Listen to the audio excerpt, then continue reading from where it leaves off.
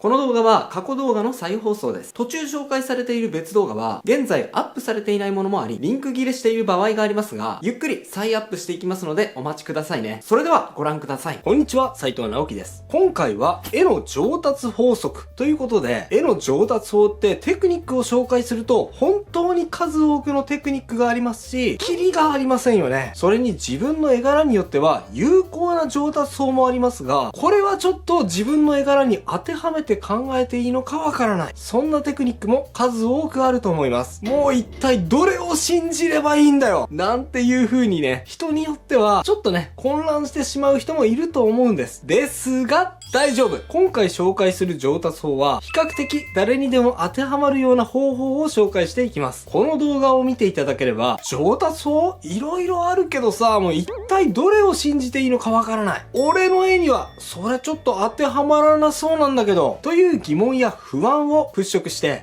それだったら意識しやすいかも。いけそうなんていう風に、どんな絵柄の人でも、どんな人でも参考にしやすく、当てはめやすい根本的な上達法、考え方を知っていただけると思います。ぜひ最後までお付き合いください。はい。じゃあね、もう最初に結論言っちゃいます。絵の上達法。これだけで絵がめっちゃ上手くなっちゃう考え方。それは、描く時間を決める。描くモチーフを決める。描く目的を決める。この3つです。この3つを決めることで、あなたの絵は劇的に上手くなります。これを聞いただけだとね、一体なぜこれが上達につながるのか、上達にどう関係してくるのか、何のことだかさっぱりだと思いますので、順番に説明していきますね。それでは早速行ってみましょう。書く時間を決める。まず最初に紹介するテクニック。かなりシンプルな方法なんですが、これを実践している人と実践していない人とでは、数倍、いや、数十倍上達の仕方、上達スピードが変わってきます。それは、絵を描く時間を決めるということです。この動画を見てくださっている皆さんの中で、1枚の絵を完成させるための時間、そもそも決めている人ってどれだけいらっしゃるでしょうか？おそらくね、結構少ないんじゃないかと思います。僕もね、ある時期まではそうでした。僕と同じように大体の人はですね、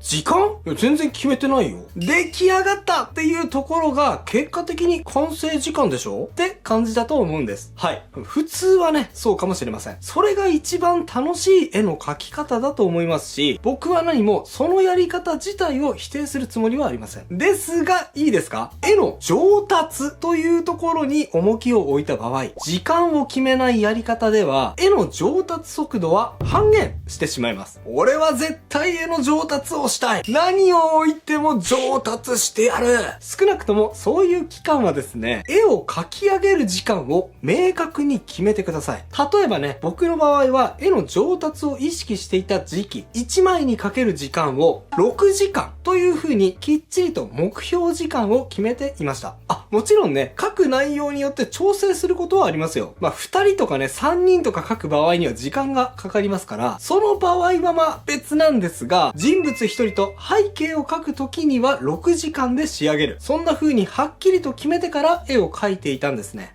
時間を決めてなんかいいことあんの？焦るだけで何もいいことなさそうじゃんっていうか、そんなことしたら絵を描くの楽しくなくなっちゃうよっていう人もいるかもしれません。ですが、それは違います。なぜか、それは上達しにくい状況ってどういう状況だろうっていうことを考えるとすごくわかりやすくなると思います。皆さん、上達しにくい状況ってどんな時だと思いますか？僕はですね、こう思います。上達しにくい時、それはなぜそれを書いているのか曖昧な時です。人それぞれね、完成のイメージって違います。僕はですね、キャラクターをメインに描いている絵師なので、とにかくキャラを可愛く、かっこよく見える状態が僕の完成イメージとしてあります。だから僕が一枚の絵で何としても達成したいことは、何を置いてでもキャラクターの良さを引き立てることです。それがね、僕の完成イメージなんですね。ただですね、そのイメージをいつもはっきりと持っていられればいいんですが、そんな僕もですね、あまり深く考えずにもダラダラ描いていると、はっと気づくとね、なんか永遠と背景の岩肌を丁寧に描き込んでいたり、木の葉っぱを一ぱい増やしていたり、そういう時間があったりするんですよね。まあ確かにね、岩とか葉っぱとか、あとは背景の空とか、描けば描くほど絵の密度がアップしていって、一見クオリティが上がったように感じるんですが、僕にとってのメインはあくまでキャラクターなので、背景にそこまで時間をかけるメリットって少ないんですよね。でも無自覚にダラダラ描いていると、岩肌や木の質感をいつまでも描き込んじゃったり、脇役に時間を注ぎ込んでしまって、絵のバランスが崩れてしまうことがあります。で、そういうミスマッチがなぜ起きてしまうのかというと、それが絵を仕上げる時間を決めていないからなんです。逆に絵を仕上げる時間を決めるとですね、当然ですがその時間の中でやれること、やれないことが決まってしまいます。これを窮屈と捉えることもできるんですが、逆にメリットとして絵のバランスを整えやすくなるというメリットがあります。仮にですね、1枚完成させるまでの時間を6時間と仮定しましょう。描くのはキャラクター1体と背景のイラストです。そしてあなたは1時間につき1個のクオリティボールを持てます。6時間なので、この6個のクオリティボールを使って絵の完成度を高められます。そのクオリティボール、あなただったらどんな割り振りにしますか？全部で6個持っているので、キャラクターに4つ、背景に2つ？いやいや、もっとキャラクターに曲振りして、キャラに5つ、背景に1つですか？それともね、キャラと背景同じぐらい力を入れて仕上げて、3対3の同じぐらいの割合にしますか？そのバランスはね、人それぞれだと思うんですが、要は今あなたが思い浮かべた割り振りこそが、あなたの絵の持ち味であり、理想的な配分と言えると思います。でもこれが時間が限られていないと、本当はね、キャラメインで描こうと思っていたのに、時間が余ったから、背景にね、もう、はい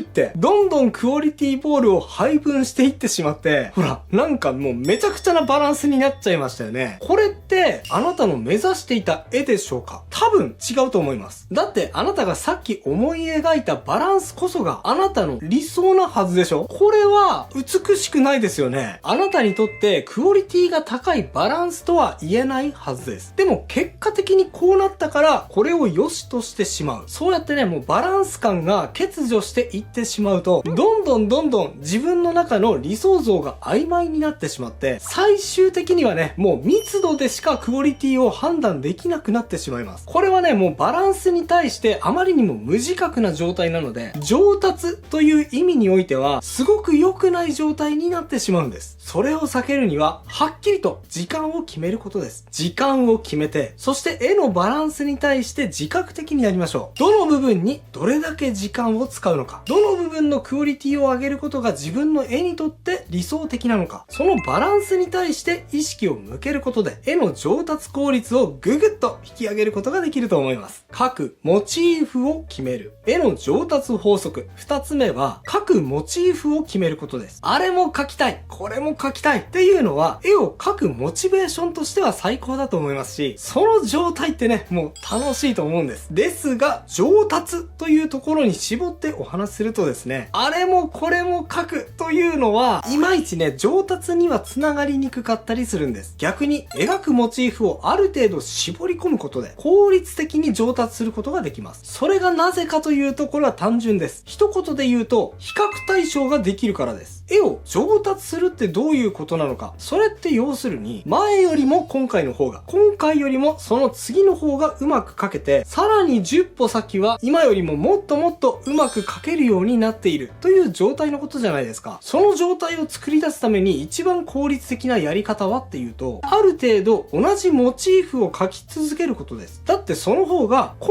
回はうまく描けたのか、それともうまく描けなかったのか、その原因は何なのか自分で判断しやすいじゃないですか。もしね、もうバラバラのモチーフを描いていたとしたら、例えば今回は女の子のイラストを描いたけど、次は動物のイラストを描いた。かと思ったら次は背景のイラストを描き始めて、その次に友達から頼まれた結婚式用のウェルカムボードを描いた。なんていう風に。その場合、毎回違うテイストで違うモチーフのイラストを描いていますから、その場ではね、もうやりきることができたという満足感は得られるかもしれませんが、果たして上達という意味ではどうでしょう。比較較するものが何もありませんよね。なので、この部分は前回よりもうまく描けたぞ。次はこうしよう。といった判断基準が手に入りません。次に活かすべき反省点も得ることができないんです。これではね、もう上達させようにも上達させられないですよね。まあ、もしかしたらね、これを聞いてこう思う人もいるかもしれません。自分で判断しなくても、誰かに聞いて上達しているかしていないかを判断してもらえばいいじゃん。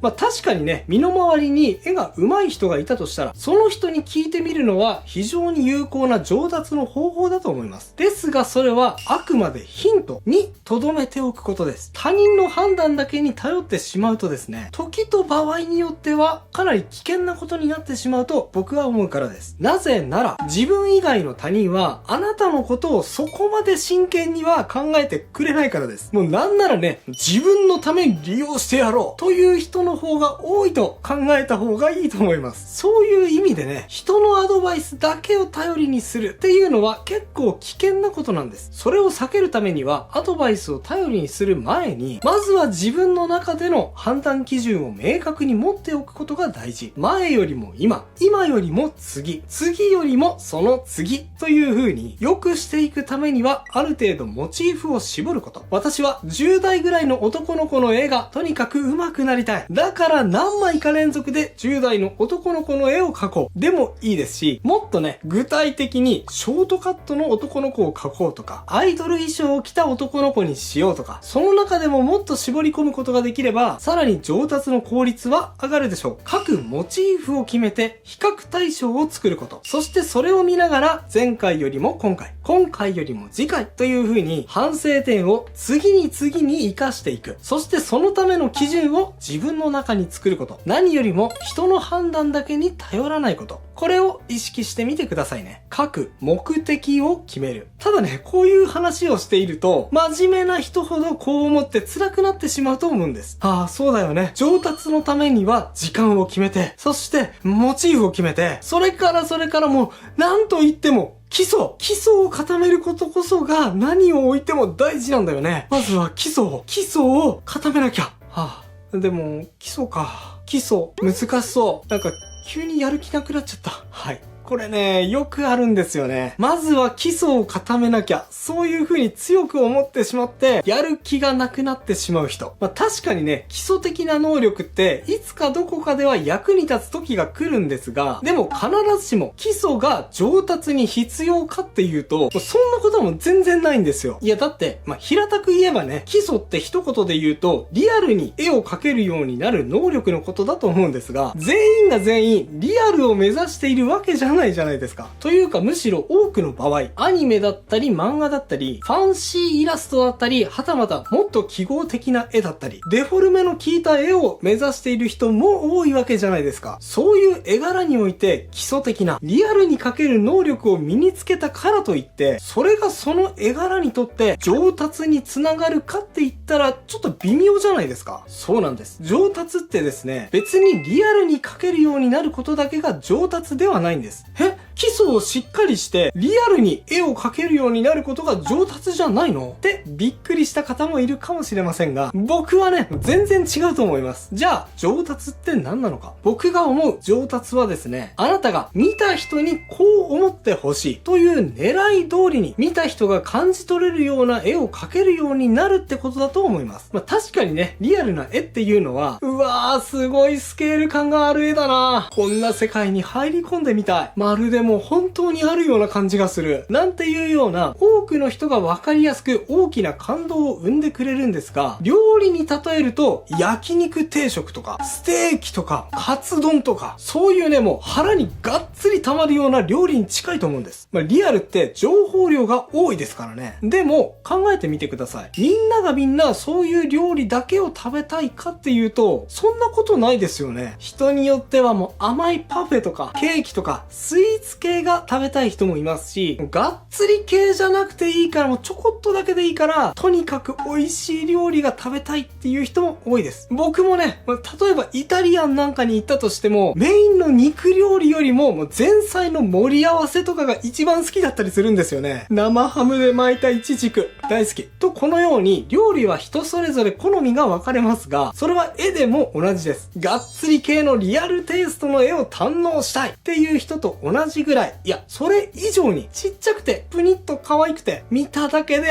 可愛いってなるようなテイストのイラストが好きな人も多いですし、そこまでじゃなくても、あんまりがっつりしてなくて、もうちょっとね、あっさりとした絵が好みなんだよなっていう人だって多いんです。それを考えるとね、もうひたすらリアルに絵に込める情報量を上げていって、どんどん絵を濃厚にしていくだけが上達ではないんです。むしろいらない部分は削ぎ落として、私が伝えたいのはこの部分、このメッセージだけが見ている人に伝わればいいのと、絵を洗練していくことだって上達なんですよ。絵の上達って聞くとね、何でもかんでも人体構造だとか、立体感だとか、空間把握能力とかデッサンとか、そういうことだけが頭に一番浮かんできて、絵を描きたいっていう気持ちはあるんだけど、そういうのはなんか自分にとっては無理そうだな。やめたってね、やる気を失ってしまう人も多いと思うんですが、上達ってそれだけじゃありません。っていうかそれはもう絵の上達法の中ではほんの一部でしかないんですよ。絵ってそんなに堅苦しいものではないと思います。あなたにはあなたにとって一番いい上達の仕方というのがあると思います。ぜひ堅苦しい常識だけにとらわれずに、あなたの伝えたいことを一番伝えるにはどんな絵が理想的なのか、あなたは一体絵を通して何を伝えたいのか、まずはあなたが絵を描く目的を考えて、その目的に合った上達の仕方を目指してみてください。きっとそれがあなたにとって一番良い結果をもたらしてくれるはずだと思います。以上が今日僕が伝えたかったことです。いかがだったでしょうか？今回は絵の上達方法について重要な考え方をお伝えしてきましたが、考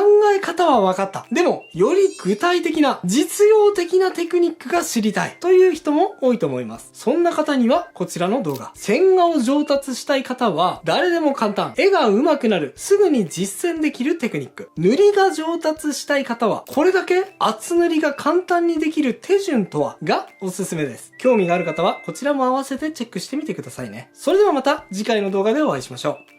バイバイ。ということで再放送をお届けしました。いかがだったでしょうか？新チャンネルのチャンネル登録と高評価もよろしくお願いします。